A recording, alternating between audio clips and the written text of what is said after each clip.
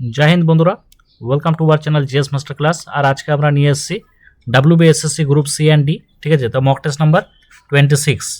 তাহলে mock test number 26 already আমরা mock test 1 থেকে 25 পর্যন্ত অর্থাৎ 1 থেকে 25 অর্থাৎ 1 থেকে 25 পর্যন্ত মক টেস্ট আমরা এই চ্যানেলটারে প্লে লিস্টে আপলোড করে দিয়েছি। তো সেগুলো দেখে না থাকলে অবশ্যই সেখান থেকে দেখে নেবে। এছাড়া এই ভিডিও ডেসক্রিপশনে আমি ভিডিও লিংক দিয়ে দেবো, সেখান থেকেও তোমরা দেখে নিতে পারবে। ঠিক আছে, তো প্রত্যেকটি ভিডিও তোমরা সম্পূর্ণ দেখবে এবং ভিডিওটি ভালো লাগলে অবশ্যই বন্ধুদের মধ্যে শেয়ার করবে এবং লাইক শেয়ার।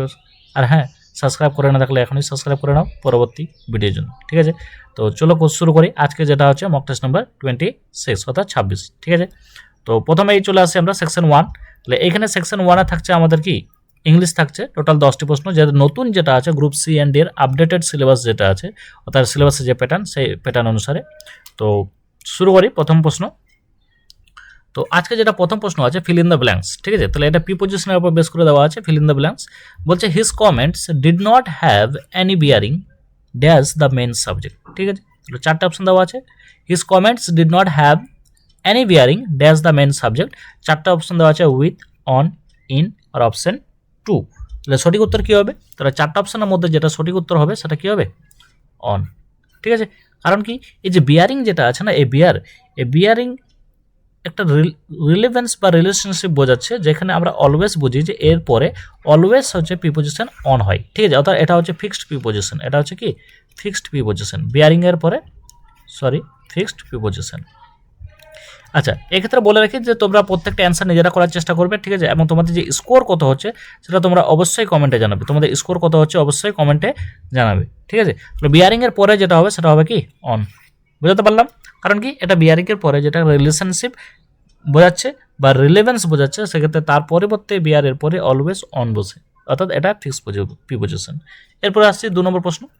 2 নম্বর প্রশ্ন বলছে she did not acquainted dash her new neighbours yet. ঠিক আছে, তাহলে চারটা অপশন দেওয়া আছে। চারটা অপশনের মধ্যে সঠিক উত্তর কী হবে? With, by, to, home. কি বলছে question? She is not acquainted dash her new neighbours yet. তাহলে চারটা অপশনের মধ্যে সঠিক উত্তর কী হবে? তাহলে সঠিক উত্তর যেটা হয়ে যাচ্ছে সেটা হচ্ছে অপশন এ, উইথ। কারণ কি? কারণ যেটা আছে অ্যাকোয়াইন্টেড মানেই হচ্ছে, অ্যাকোয়াইন্টেড মানে কি পরিচিত। তাহলে অ্যাকোয়াইন্টেডের পরে আমরা জানি যে সবসময় কী হয়? ফিক্সড প্রিপোজিশন উইথ হয়। কারণ অ্যাকোয়াইন্টেড উইথ মানেই হচ্ছে কি familiarity with a person or thing, মানে কারো সাথে কি হয়ে যাওয়া? পরিচিত হয়ে যাওয়া। ঠিক আছে, অর্থাৎ পরিচিত বা পরিচিতি। এই যে পরিচিত বা পরিচিত হওয়াকে বলা হয় অ্যাকোয়াইন্টেড উইথ। তাহলে এক্ষেত্রে হয়ে যাবে কি উইথ হয়ে যাবে, এক্ষেত্রে হয়ে যাবে উইথ। ঠিক আছে, বুঝতে পারলাম? অ্যাকোয়াইন্টেডের সাথে কি হবে? উইথ হবে।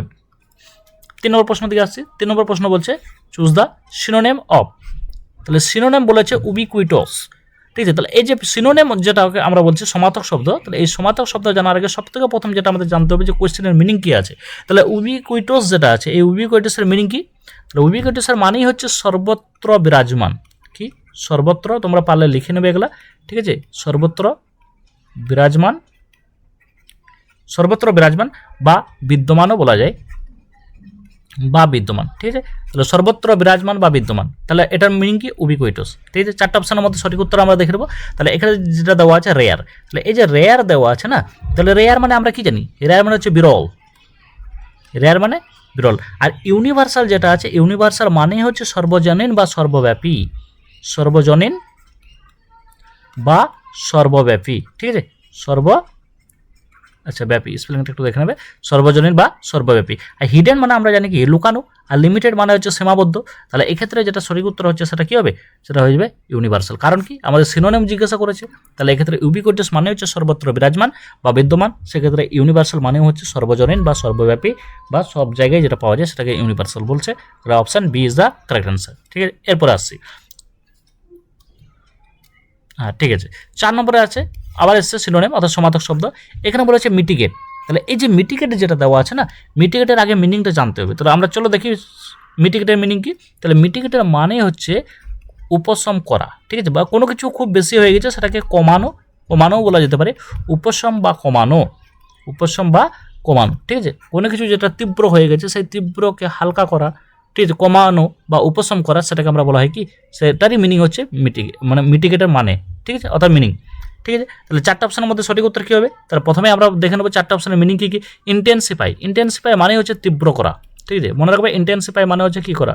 তীব্র করা। তাহলে এটা তো হবে না। অ্যালিভিয়েট অ্যালিভিয়েট মানে হচ্ছে কষ্ট বা তীব্রতা কমানো, তাহলে যে ক্ষেত্রে হয়ে যাচ্ছে কি এটারই মানে হচ্ছে উপশম, উপশম বা কমানো, তীব্রতা কমানো, তাহলে এটা হয়ে যাচ্ছে আমাদের সঠিক উত্তর। ওয়ার্সেন মানে কি? ওয়ার্সেন মানে হচ্ছে পরিস্থিতির অবনতি ঘটানো, মানে আরও খারাপ করা। আমরা বলি না ওয়ার্স পরিস্থিতি, ওয়ার্সেন, তাহলে এই যে পরিস্থিতি আরও খারাপ করা, তীব্র করা, তাহলে অ্যাকচুয়ালি এটার মাইনিংও হয়ে যাবে কি এখানে মাইনিং হয়ে যাবে তীব্র করা। আর অ্যাগ্রাভেট মানে কি? এটা হচ্ছে আরও সমস্যা আরও বাড়ানো, সমস্যা আরও বাড়ানো, যেটাকে আমরা বলি কি তীব্র করাই বোঝায়। তাহলে এক্ষেত্রে চারটা অপশনের মধ্যে যেটা সঠিক উত্তর হয়ে যাচ্ছে সেটা হচ্ছে কি অ্যালিভিয়েট। অ্যালিভিয়েট মানে হচ্ছে উপশম বা কমানো, এখানে মিটিগেটেরও মানে হচ্ছে সেম, তাহলে এটা হচ্ছে সিনোনিম। এরপর আসছি 5 নম্বর বলছে কি চুজ দ্য অ্যান্টোনিয়াম। এবারে বলেছে অ্যান্টোনিয়াম, ঠিক আছে, বিপরীতার্থক শব্দ, বিপরীতার্থক শব্দ। তাহলে কি বলেছে? রোবাস্ট। তাহলে এই যে রোবাস্ট দেওয়া আছে, এই রোবাস্টের মিনিং কি? তাহলে প্রথমে আমাদের জানতে হবে রোবাস্টের মিনিং, ঠিক আছে। রোবাস্টের মিনিং হচ্ছে শক্তিশালী বা জোরালো। যদি আমি বলি তাহলে হয়ে যাচ্ছে শক্তিশালী বা জোরালো, ঠিক আছে, শক্তিশালী বা জোরালো, বুঝাতে পারলাম? তাহলে এটা কি রোবাস্টের মিনিং। তাহলে সঠিক উত্তর কী হবে? স্টাডি দেখে নিই। স্টাডি মানে হচ্ছে শক্তিশালী, স্টাডি মানে হচ্ছে কি শক্তিশালী, তাহলে এটা তো হবেই না, কারণ কি এটা সিনোনিম হয়ে যাচ্ছে। শক্তিশালী বা মজবুত আমরা বলতে পারি, তাহলে এটা হবে না স্টাডি। ফ্রেল যেটা দেওয়া আছে, এই যে ফ্রেল, তাহলে ফ্রেল মানে কি? ফ্রেল মানে হচ্ছে দুর্বল।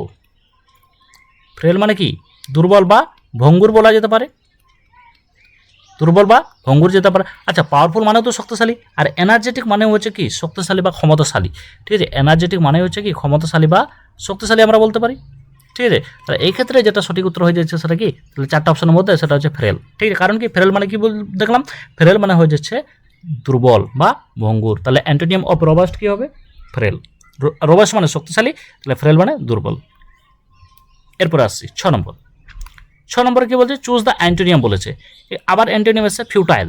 তাহলে ফিউটাইল মানে কি? প্রথমে আবার জানতে হবে ফিউটাইল। তাহলে এই ফিউটাইল যে শব্দটা, এই ফিউটাইলের মিনিং কি?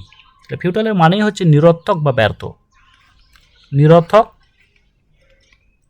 আচ্ছা, তোমরা ভিডিওটি কেমন লাগছে অবশ্যই তোমরা কমেন্টে জানাবে, ঠিক আছে। অনেকেই হয়তো সম্পূর্ণ ভিডিও দেখছে না বা কোনো কমেন্ট করছে না, তোমাদের স্কোর কত হচ্ছে। তো তোমাদের কাছে রিকোয়েস্ট যে অবশ্যই তোমরা কমেন্ট করে জানাবে ভিডিওটি কেমন লাগলো, এবং তার সাথে সাথে তোমাদের যে স্কোর কত হচ্ছে সেটা অবশ্যই জানাবে, এবং পারলে বন্ধুদের মধ্যে একটু শেয়ার করে দেবে, ঠিক আছে। তাহলে নিরর্থক বা ব্যর্থ বোঝাতে আমরা ফিউটাইল শব্দটা ইউজ করি, নিরর্থক বা ব্যর্থ বোঝাতে এই ফিউটাইল শব্দটা আমরা ইউজ করি। তাহলে এক্ষেত্রে যেটা বাকি যেটা মিনিং আমরা দেখতে পাচ্ছি ইউজলেস।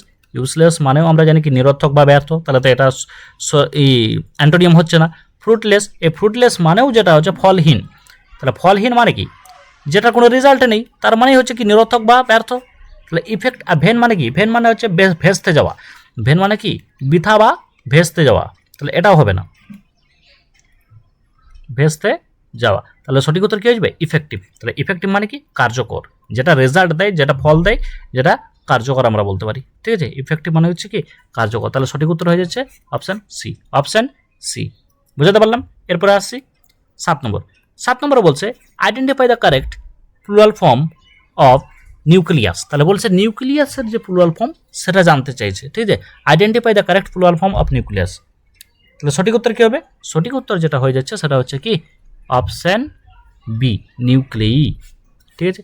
এক্ষেত্রে বলে রাখি যে কিছু কিছু ল্যাটিন ওয়ার্ড আছে যেগুলোর শেষে ইউএস আছে, যেরকম এখানে দেখতে পাচ্ছ আমরা কি এখানে আছে কি ইউএস। তাহলে এই যে ইউএস যেটা আছে, এগুলো যখন প্লুরাল ফর্ম আমরা করবো তখন জেনারেলি এই ইউএসটা চেঞ্জ হয়ে পরে হয়ে যায় কি আই এস বা এআই, মানে আই বা এআই এই হিসাবে চেঞ্জ হয়ে যায়। যেরকম আরও এক্সাম্পল দিচ্ছি, জেনারেলি আই হয়ে যায়, ঠিক আছে। তাহলে এই ইউএসটা চেঞ্জ হয়ে পরে আই হয়ে যায়। এক্সাম্পল আরও দিচ্ছি রেডিয়াস। তাহলে রেডিয়াস আমরা জানি রেডিয়াস কি, তাহলে এই রেডিয়াসকে যখন আমরা প্লুরাল ফর্ম করছি তখন হয়ে যাচ্ছে কি আর এ ডিআই, ডিআই তো অলরেডি আছে, আর ইউএস এর পরিবর্তে আর একটা আই লেগে যাচ্ছে, বুঝতে পারলাম। আরও এক্সাম্পল যদি বলি ফাঙ্গাস, দেখো এখানেও শেষে ইউএস আছে, এই ফাঙ্গাসের আমরা প্লুরাল ফর্ম যদি বলি তাহলে হয়ে যাবে কি ফাঙ্গি, ফাঙ্গি, ঠিক আছে। তাহলে এই হচ্ছে এরকম আরও এক্সাম্পল। তাহলে কিছু ল্যাটিন ওয়ার্ড যা আছে যেটা ইউএস আছে সেটাকে যখন প্লুরাল ফর্ম করি তাহলে ইউএস এর পরিবর্তে আই ইউজ হয়ে যায়, ঠিক আছে। তবে সব ক্ষেত্রে হয় না, কিছু কিছু ক্ষেত্রে হয়। কিছু এক্সাম্পল আমি দিয়ে দিলাম। তাহলে এক্ষেত্রে সঠিক উত্তর হচ্ছে অপশন বি। 8 নম্বর দেখে নিই। 8 নম্বর বলেছে যে what is the meaning of the idiom. তাহলে এখানে ইডিয়ম দেওয়া হয়েছে, এই ইডিয়মটার মিনিং কি? 4টা অপশন দেওয়া আছে। To add fuel to the fire, to add fuel to the fire, এটা সঠিক উত্তর কী হবে? ঠিক আছে, তাহলে এটা সঠিক উত্তর কী হবে? তাহলে এটার সঠিক উত্তর হয়ে যাবে to make two make a bad situation, কোথায় আছে? আচ্ছা, এটা কি অপশনে দেওয়া নেই? আচ্ছা আচ্ছা, এক্ষেত্রে অপশান কিন্তু ভুল দেওয়া আছে, ঠিক আছে, অপশান পুরোটাই ভুল দেওয়া আছে। তাহলে এক্ষেত্রে সঠিক উত্তর আমি বলে রাখি, সরি ফর দিস, এটা অপশানটা হয়তো চেঞ্জ করা হয়নি, এটা অপশানটা ভুল দেওয়া আছে। এটা সঠিক উত্তর যেটা হবে সেটা হবে কি, to make a bad situation or conflict worse, মানে কোনো একটা সিচুয়েশনকে আরও খারাপ করে দেবো। আমরা বলি না যে সিচুয়েশনে আগুনে ঘি ঢালা, তো সেই রকমই এটা হয়ে যাচ্ছে টু মেক। অপশন অ্যান্সার আমি বলে দিচ্ছি, to make a bad situation, a bad situation or conflict worse, ঠিক আছে, কনফ্লিক্ট ওয়ার্স। আচ্ছা, এটা মানে হচ্ছে যে কোনো একটা সিচুয়েশনকে আরও খারাপ থেকে আরও খারাপ অবস্থায় পৌঁছে দেওয়া, সেটাকে বলা হয় to add fuel to the fire, ঠিক আছে। তো এটার জন্য সম্পূর্ণভাবে আবার বলছি, এটার জন্য সরি, ঠিক আছে, কারণ এটা চেঞ্জ করা হয়নি, হয়তো এটা ঠিকভাবে দেখা হয়নি, তো পরবর্তীতে যেটা আসবে সেটা আমরা ঠিক করে দেবো অবশ্যই। তাহলে এটা সঠিক উত্তর হয়ে যাচ্ছে to make a bad situation আর কনফ্লিক্ট ওয়ার্স, মানে কোনো একটা অবস্থাকে আরও খারাপ অবস্থায় নিয়ে যাওয়াকে বলা হয় to add fuel to the fire. বুঝতে পারলাম? এরপরে আসছি 9 নম্বর। 9 নম্বর বলা আছে a person who is indifferent to pleasure or pain, মানে যে দুঃখ এবং কষ্ট দুটাতেই ইনডিফারেন্ট থাকে তাকে কি বলা হয়, ঠিক আছে। এমন ব্যক্তি যিনি সুখ দুঃখ কোনোটাতেই বিচলিত হন না, সব কিছুতেই উদাসীন থাকে, তাকে কি বলা হয়? 4টা অপশন দেওয়া আছে, 4টা অপশনের মধ্যে সঠিক উত্তর যেটা হবে সেটা হবে কি, স্টোইক, ঠিক আছে। সঠিক উত্তর যেটা হবে সেটা স্টোইক। যে ব্যক্তি সুখ দুঃখ কোনোটাতেই বিচলিত হন না তাকে বলা হয় স্টোইক, ঠিক আছে। ফিলান্থ্রপিস্ট আমরা জানি যে অ্যানথ্রপ মানে হচ্ছে ম্যানকাইন্ড আর ফিল মানে হচ্ছে লাভ, তাহলে যে পুরো মানব জাতিকে ভালোবাসে তাকে আমরা বলি কি, ফিলান্থ্রপিস্ট, ঠিক আছে। তারপর অপটিমিস্ট আমরা জানি আশাবাদী, ঠিক আছে। A person who looks on the bright side of the things, তাকে আমরা বলি অপটিমিস্ট। আর মিজানথ্রপ বলে কি, মিজান মানে হেড করা, অ্যানথ্রপ মানে হচ্ছে ম্যানকাইন্ড, যে ম্যানকাইন্ডকে হেড করে তাকে আমরা বলি মিজানথ্রপ। তাহলে এক্ষেত্রে সঠিক উত্তর হয়ে যাচ্ছে কি, স্টোইক। এরপর আসছি 10 নম্বর। 10 নম্বর বলছে কি, which word is spelled correctly, তাহলে কোন ওয়ার্ডটি সঠিকভাবে লেখা হয়েছে। 4টা অপশন দেওয়া আছে, 4টা অপশনের মধ্যে সঠিক উত্তর কী হবে তোমরা একটু অপশনগুলো দেখে নেবে। তাহলে এক্ষেত্রে যেটা সঠিক উত্তর হয়ে যাচ্ছে সেটা হচ্ছে কি, অপশন এ, প্রিভিলেজ, ঠিক আছে। এরপরে আসছি সেকশন 2। তাহলে এই যে সেকশন 2 যেটা দেওয়া আছে, এই সেকশন 2তে আছে জিকে, টোটাল প্রশ্ন হচ্ছে 20টা, টোটাল প্রশ্ন কটা, 20টা, ঠিক আছে। তাহলে এক্ষেত্রে যেটা নতুন সিলেবাস দেওয়া আছে, নতুন সিলেবাসের উপরে বেস করে করানো হয়েছে, তো তোমরা ভিডিওটা অবশ্যই বন্ধুদের মধ্যে শেয়ার করবে। তো চলো শুরু করি। প্রথম প্রশ্ন দেওয়া আছে সঙ্গম যুগের বিখ্যাত গ্রন্থ তোলকাপ্পিয়াম এর বিষয়বস্তু কি? সঙ্গম যুগের বিখ্যাত গ্রন্থ যেটার নাম হচ্ছে কি তোলকাপ্পিয়াম, এর বিষয়বস্তু কি? 4টা অপশন দেওয়া আছে, 4টা অপশনের মধ্যে সঠিক উত্তর কী হবে? তাহলে সঠিক উত্তর যেটা হয়ে যাচ্ছে সেটা হচ্ছে কি, ব্যাকরণ, ঠিক আছে। সঠিক উত্তর হয়ে যাচ্ছে ব্যাকরণ। এরপরে আসছি 2 নম্বর। 2 নম্বর বলছে যে প্রাচীন ভারতের কোন লিপিতে কলিঙ্গ যুদ্ধের ভয়াবহতার কথা এবং অশোকের অনুশোচনার বিবরণ পাওয়া যায়?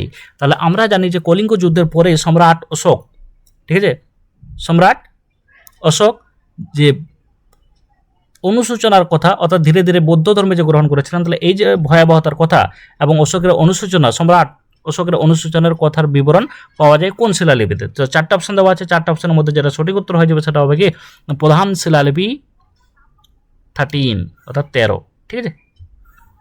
এটা হচ্ছে কি 13 নম্বর প্রধান শিলালিপি 13, ঠিক আছে। এই যে অশোকের 13তম প্রধান শিলালিপিতে কলিঙ্গ যুদ্ধের ভয়াবহতা, যুদ্ধের পরবর্তী স্থিতি এবং তার সাথে সাথে রক্তপাত ও দুর্ভাগ্যের জন্য যে অশোকের গভীর অনুশোচনা আছে, সেই অনুশোচনার কথা উল্লেখ আছে, ঠিক আছে।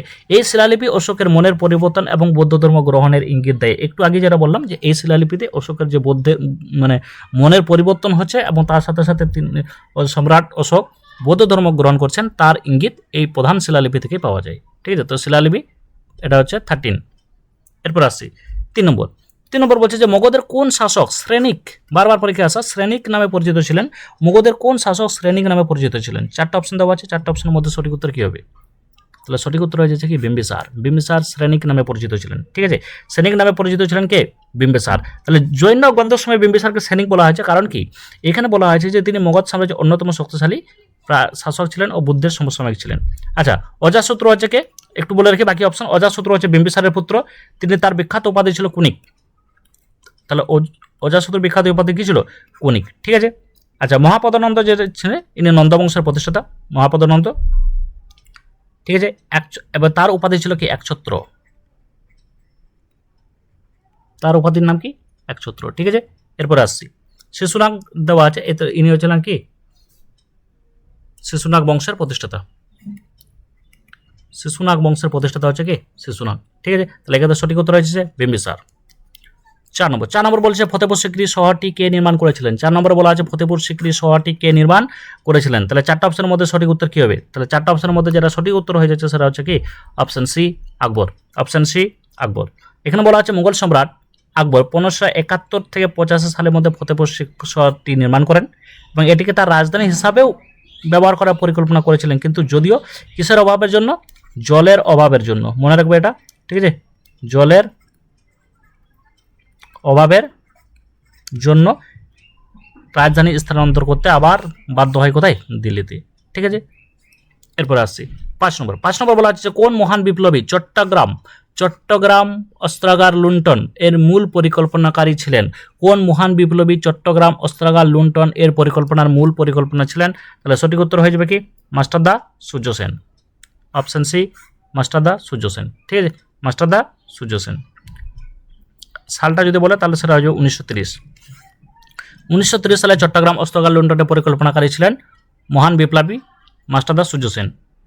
এরপর আসছি 6 নম্বর। 6 নম্বর বলা হচ্ছে যে ভারতের উপকূল রেখা, যেটাকে আমরা কি বলি কোস্টাল লাইন, কোস্টাল প্লেন না কিন্তু, হ্যাঁ, কোস্টাল লাইন। ভারতের উপকূল রেখার মোট দৈর্ঘ্য দ্বীপপুঞ্জ সহ অর্থাৎ আইল্যান্ড সমেত, ঠিক আছে, তাহলে দ্বীপপুঞ্জ সহ প্রায় কত কিলোমিটার? তাহলে ভারতের উপকূল রেখার মোট দৈর্ঘ্য বলা আছে কি নিয়ে? দ্বীপপুঞ্জ নিয়ে। তাহলে সঠিক উত্তর কি হবে? তাহলে সঠিক উত্তর যেটা হয়ে যাচ্ছে সেটা হচ্ছে কি 7516। 7516। ঠিক আছে, এবার যদি বলে পরীক্ষায় যদি আসে যে আন্দামান ও নিকোবর, এটা দ্বীপপুঞ্জ বলতে আন্দামান ও নিকোবরের যে কোস্টাল লাইন যেটা আছে সেটা সমেত ভারতের উপকূল রেখার দৈর্ঘ্য হচ্ছে 7516। আচ্ছা, আর দ্বীপপুঞ্জ বাদ দিয়ে যদি বলে সেটা হয়ে যাবে কি 6100। ঠিক আছে, দ্বীপপুঞ্জ বাদ দিয়ে কথা বললে 6100। এরপরে আসছি 7 নম্বর। 7 নম্বর বলা আছে যে ভারতের কোন রাজ্যে লিঙ্গ অনুপাত, যেটাকে আমরা বলি কি সেক্স রেশিও, সবচেয়ে বেশি, অর্থাৎ প্রতি 1000 পুরুষে নারীর সংখ্যা বেশি। ঠিক আছে, তাহলে ভারতের কোন রাজ্যে লিঙ্গ অনুপাত বা সেক্স রেশিও সবচেয়ে বেশি? এটা কোন সালে? 2011 জনগণনা অনুযায়ী। ঠিক আছে, 2011 জনগণনা অনুযায়ী। তাহলে সেটা হয়ে যাবে কি?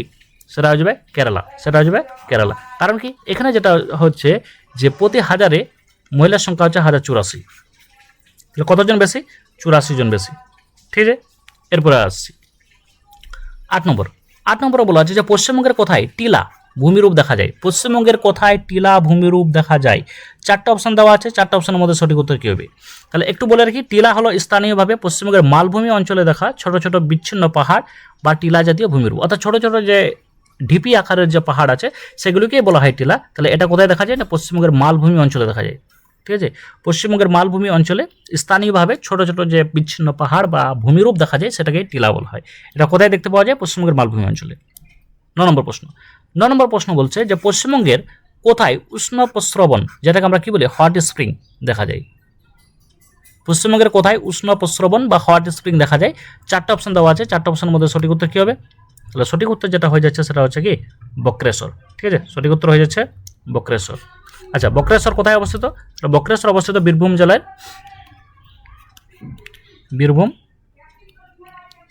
বীরভূম জেলায়। ঠিক আছে, আচ্ছা, এই বীরভূম জেলার মধ্যে থেকে কেউ থাকলে কমেন্টে অবশ্যই জানাবে। বীরভূম জেলা থেকে কে কে আছে অবশ্যই কমেন্টে জানাবে। ঠিক আছে, পশ্চিমবঙ্গের কোথায় উষ্ণ প্রস্রবণ হট স্প্রিং দেখা যায়? সেটা বীরভূমের বক্রেশ্বর। তাহলে বীরভূমের থেকে অর্থাৎ বীরভূম জেলা থেকে ভিডিওটি কে কে দেখছো অবশ্যই তোমরা কমেন্টে জানাবে। এরপরে 10 নম্বর। 10 নম্বর বলছে ভারতের সুপ্রিম কোর্টের বিচারপতিদের অপসারণের পদ্ধতিটি কোন দেশের সংবিধান থেকে নেওয়া হয়েছে? অর্থাৎ কোনটা? না এটা বলছে ইমপিচমেন্ট। তাহলে এই ইমপিচমেন্টের যে ধারণা যেটা আছে, ইমপিচমেন্টের যে প্রসেস যেটা আছে, এই ইমপিচমেন্টের ধারণাটি ভারত মানে কোন দেশের সংবিধান থেকে নেওয়া হয়েছে? তাহলে 4টা অপশন দেওয়া আছে, 4টা অপশনের মধ্যে সঠিক উত্তর কী হবে? তাহলে সঠিক উত্তর যেটা হয়ে যাচ্ছে সেটা হচ্ছে মার্কিন যুক্তরাষ্ট্র অর্থাৎ ইউএসএ। ঠিক আছে, এই ইউএসএ সংবিধান থেকে যে ইমপিচমেন্ট অর্থাৎ যে সুপ্রিম কোর্ট ও হাইকোর্টের বিচারপতিদের অপসারণ পদ্ধতি, যেটাকে ইমপিচমেন্ট বলা হয়, এটি মার্কিন যুক্তরাষ্ট্রের সংবিধান থেকে অনুপ্রাণিত। এরপরে আসছি 11 নম্বর। 11 নম্বরে বলা আছে ভারতের অ্যাটর্নি জেনারেল অর্থাৎ অ্যাটর্নি জেনারেল অফ ইন্ডিয়া কার দ্বারা নিযুক্ত হন? বলা আছে ভারতের অ্যাটর্নি জেনারেল বা অ্যাটর্নি জেনারেল অফ ইন্ডিয়া কার দ্বারা নিযুক্ত হন? 4টা অপশন দেওয়া আছে, 4টা অপশনের মধ্যে সঠিক উত্তর কী হবে? তাহলে 4টা অপশনের মধ্যে যেটা সঠিক উত্তর হয়ে যাচ্ছে সেটা কি রাষ্ট্রপতি। সঠিক উত্তর রাষ্ট্রপতি। ঠিক আছে, তাহলে ভারতের অ্যাটর্নি জেনারেল হলেন দেশের সর্বোচ্চ আইনকর্তা। একে বলা হয় কি দেশের সর্বোচ্চ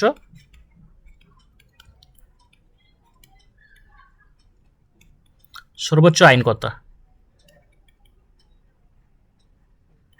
ঠিক আছে, দেশের সর্বোচ্চ আইনকর্তা অ্যাটর্নি জেনারেল অফ ইন্ডিয়া, একে কে নিয়োগ করেন? রাষ্ট্রপতি নিয়োগ করেন। ঠিক আছে, কত নম্বর যদি বলে তাহলে হয়ে যাবে 76 নম্বর আর্টিকেল, 76 নম্বর আর্টিকেল। ঠিক আছে, আর্টিকেলটা খুব বেশি ইম্পর্টেন্ট না, এটা মনে রাখবে। দেশের সর্বোচ্চ আইনকর্তা হচ্ছে কে? অ্যাটর্নি জেনারেল অফ ইন্ডিয়া, এবং অ্যাটর্নি জেনারেল অফ ইন্ডিয়াকে কে নিযুক্ত করেন? রাষ্ট্রপতি নিয়োগ করেন। ঠিক আছে, এরপর আসছি 12 নম্বর প্রশ্ন বলা আছে কি গ্লাস সিলিং। এই গ্লাস সেলিং শব্দটি কোন প্রসঙ্গে ব্যবহৃত হয়? গ্লাস সেলিং শব্দটি কোন প্রসঙ্গে ব্যবহৃত হয়? 4টা অপশন দেওয়া আছে, 4টা অপশনের মধ্যে সঠিক উত্তর কি হবে? আচ্ছা, এই প্রশ্নটি যেটা দেওয়া আছে এটা হচ্ছে জেন্ডার যে অ্যাওয়ারনেস যেটা একটা পার্ট আছে সেখান থেকে দেওয়া আছে গ্লাস সিলিং শব্দটি কোন প্রসঙ্গে ব্যবহৃত হয়। ঠিক আছে, তাহলে 4টা অপশনের মধ্যে যেটা সঠিক উত্তর হয়ে যাচ্ছে সেটা কি নারীদের উচ্চ পদে পদোন্নতির ক্ষেত্রে যে অদৃশ্য বাধা বা যেটাকে আমরা বলি ইনভিজিবল, সেটাকে বলা হয় কি গ্লাস সিলিং। ঠিক আছে, বুঝাতে পারলাম? তাহলে নারীদের উচ্চ পদে পদোন্নতির ক্ষেত্রে যে অদৃশ্য বাধা সেটাকেই একটা শব্দ দ্বারা ডিনোট করা হয়, সেই শব্দটির নামই হচ্ছে গ্লাস সেলিং। ঠিক আছে, এরপরে আসছি 13 নম্বর প্রশ্ন। 13 নম্বর প্রশ্ন কি বলছে? নারীর প্রতি বৈষম্য দূরীকরণে জাতিসংঘের আন্তর্জাতিক সনদটির নাম কি?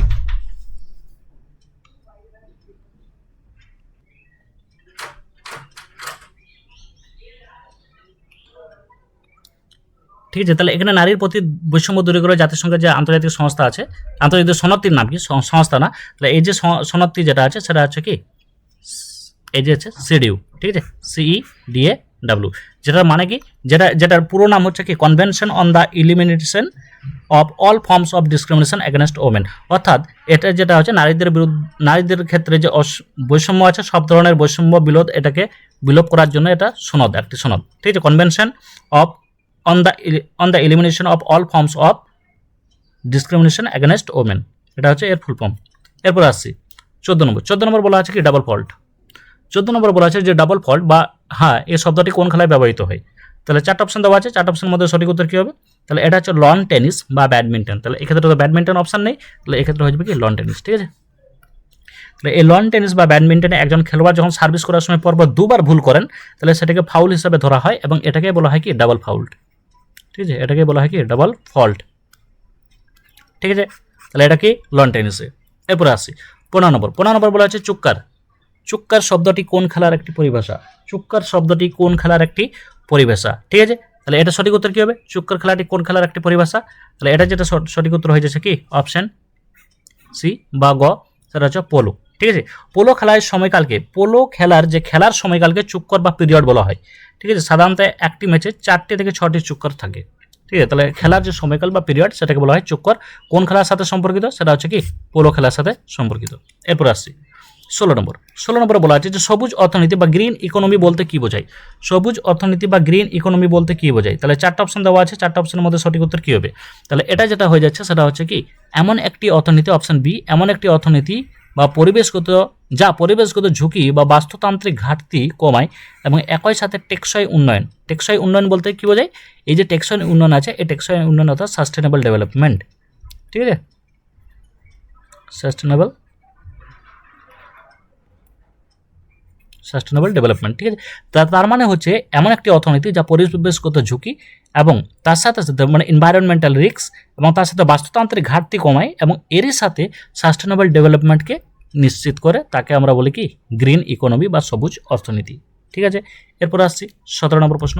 17 নম্বর প্রশ্ন বলছে অম্লবৃষ্টি, যেটাকে আমরা বলি কি অ্যাসিড রেন, এই অ্যাসিড রেন প্রধানত কোন গ্যাসের কারণে ঘটে? তাহলে অম্লবৃষ্টি আমরা এটা প্রায় পড়ে থাকি, অম্লবৃষ্টি বা অ্যাসিড রেন। এই অ্যাসিড রেন সাধারণত কোন গ্যাসের কারণে ঘটে? 4টে অপশন দেওয়া আছে, 4টে অপশনের মধ্যে যেটা সঠিক উত্তর হয়ে যাবে সেটা কি অপশন বি, অর্থাৎ সালফার ডাই অক্সাইড ও নাইট্রোজেন অক্সাইড। ঠিক আছে, সালফার ডাই অক্সাইড ও নাইট্রোজেন অক্সাইড, অর্থাৎ কি SO2 and NO, nitrogen oxide. ঠিক আছে, তাহলে এই সালফার ডাইঅক্সাইড ও নাইট্রোজেন অক্সাইডের বায়ুমণ্ডলে জলীয় বাষ্পের সাথে মিশে সালফিউরিক অ্যাসিড ও নাইট্রিক অ্যাসিড তৈরি করে। ঠিক আছে, তাহলে এই যে সালফার ডাইঅক্সাইড ও নাইট্রোজেন অক্সাইড আছে এটা জলীয় বাষ্প, অর্থাৎ কি ওয়াটার ভেপার যেটা আছে, এই জলীয় বাষ্পের সাথে মিশে সালফিউরিক অ্যাসিড ও নাইট্রিক অ্যাসিড তৈরি করে, যা বৃষ্টির সাথে পৃথিবীতে নেমে আসে এবং পরিবেশের ক্ষতি করে। এটাকে বৃষ্টির সাথে নেমে আসাকে বলা হয় কি অ্যাসিড রেন। ঠিক আছে, এরপরে আসছি 18 নম্বর প্রশ্ন বলেছে যে বিবর্তনবাদ বা থিওরি অফ এভলিউশন কে প্রস্তাব করেন? তাহলে বিবর্তনবাদ বা থিওরি অফ এভলিউশন কে প্রস্তাব করেন? তাহলে আমরা জানি কি এটা কে প্রস্তাব করেন? Charles Darwin. ঠিক আছে, তাহলে চার্লস ডারউইনের যে বিখ্যাত গ্রন্থের নাম কি? On the origin of species. ঠিক আছে, on the origin of species. ঠিক আছে, এটা চার্লস ডারউইনের বিখ্যাত গ্রন্থ। এই বইয়ে তিনি প্রাকৃতিক নির্বাচনবাদের মাধ্যমে বিবর্তনবাদের তত্ত্বটি দিয়েছেন। 19 নম্বর বলছে যে হাইড্রোজেন বোমা বা হাইড্রোজেন বোম কে উদ্ভাবন করেন। তাহলে হাইড্রোজেন বোমা বা হাইড্রোজেন বোম কে উদ্ভাবন করেন? তাহলে এক্ষেত্রে 4টা অপশনের মধ্যে যেটা সঠিক উত্তর হবে সেটা কি? Edward Teller. ঠিক আছে, এডওয়ার্ড টেলার। ঠিক আছে, এটা হচ্ছে হাঙ্গেরিয়ান আমেরিকান পদার্থবিজ্ঞানী এডওয়ার্ড টেলারকে হাইড্রোজেন বোমার জনক বলা হয়, যা পারমাণবিক ফিউশন বা নিউক্লিয়ার ফিউশন নীতির ওপর ভিত্তি করে তৈরি। কোন নীতির ওপর? সেটা হচ্ছে কি? Nuclear fusion. ঠিক আছে, নিউক্লিয়ার ফিউশন নীতির ওপর ভিত্তি করে তৈরি। 20 নম্বর প্রশ্ন বলেছে অর্থনীতিবাদের জনক বা অর্থনীতিবিদদের জনক অ্যাডাম স্মিথ নিচের কোন বইটি লিখেছিলেন? অর্থাৎ এখানে 4টি বই দেওয়া আছে, 4টি বইয়ের মধ্যে কোন বইটি অ্যাডাম স্মিথ লিখেছেন? 4টা অপশনের মধ্যে যেটা সঠিক উত্তর হয়ে যাচ্ছে সেটা কি? The Wealth of Nations, option B. ঠিক আছে, option B, the Wealth of Nation. ঠিক আছে, বোঝাতে পারলাম? আচ্ছা, 4টা অপশন আমি দেখি। দাস ক্যাপিটাল কে লিখেছিলেন? এটা কার্ল মার্কসের লেখা। আমি বইগুলোর নাম একটু বলে দিচ্ছি। কার্ল মার্কসের লেখা দাস ক্যাপিটাল। আচ্ছা, এটা তো পেয়ে গেলাম, অ্যাডাম স্মিথের লেখা। ঠিক আছে, এরপরে দ্য আর্গুমেন্টেটিভ ইন্ডিয়ান কে লিখেছিলেন? এটা হচ্ছে অমর্ত্য সেন। ঠিক আছে, আর ইকোনমি অ্যান্ড সোসাইটি যেটা আছে এটা ম্যাক্স ওয়েবারের লেখা। ঠিক আছে, বুঝতে পারলাম? তাহলে এখানেই হচ্ছে আমাদের টোটাল যে 20 প্রশ্ন সেটা কমপ্লিট। ঠিক আছে, তো এখানে আমরা শেষ করলাম। দেখা হবে পরবর্তী ভিডিওতে। তো ভালো লাগলে অবশ্যই বন্ধুদের মধ্যে শেয়ার করবে এবং তার সাথে সাথে চ্যানেলটিকে অবশ্যই সাবস্ক্রাইব করে নাও। তো শেষ করছি, জয় হিন্দ।